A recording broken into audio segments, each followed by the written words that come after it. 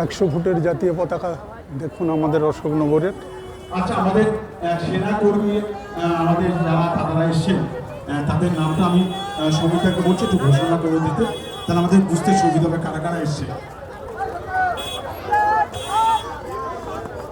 আজকের এই শুভ দিনে আমাদের প্রিয় বিধায়ক নারায়ণ গোস্বামী একটা ঐতিহাসিক দৃষ্টান্ত স্থাপন করলেন, যেটা অশোকনগরের আগে ছিল না।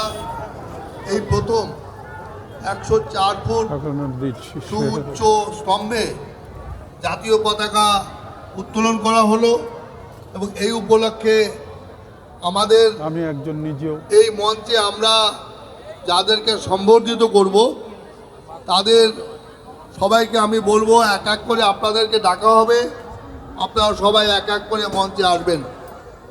প্রথমেই বলবো 1 নম্বর ওয়ার্ডের, আমি পরপর ওয়ার্ড ওয়াইজ বলছি। আচ্ছা, প্রথমে উদ্বোধনী সঙ্গীত হবে, তারপরে আপনাদের সম্বর্ধনা দেওয়া হবে। আমি 1 নম্বর, আপনারা একটু প্রস্তুত থাকবেন।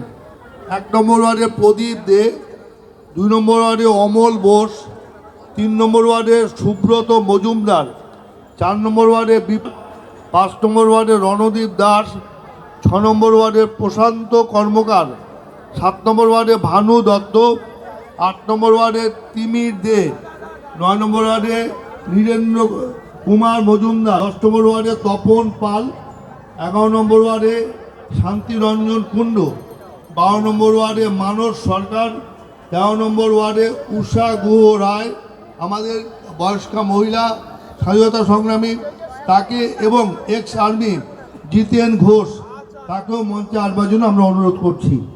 14 নম্বর ওয়ার্ডে সাধন চক্রবর্তী, 15 নম্বর ওয়ার্ডে মদন, 16 নম্বর